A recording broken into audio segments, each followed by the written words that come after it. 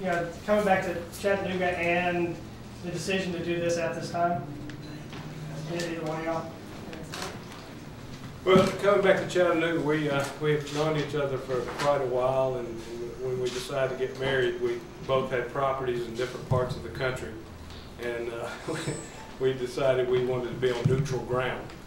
And we talked about different places, and I said, you know, I remember when I was a freshman football player, the chancellor actually invited the football team up to his house on Lookout Mountain. I said, yeah, this would be a great place to live one day. I said, do you want to check out Lookout Mountain? She said, sure.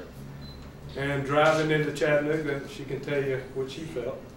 Well, as soon as we were driving up here, and I've had probably about 40 addresses in the last 20 years.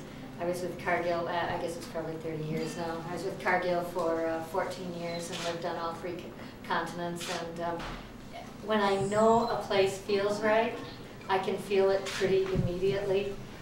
It's that second sense with trading or investing. And as soon as we drove up, I said, you know, this feels right. And so we kind of narrowed down our options very quickly and ended up here. And we got a lot of new friends. Business has just kind of fallen into place. The donations and the business school with the female trading school and with the football program has fallen into place, and we're just honored to be here.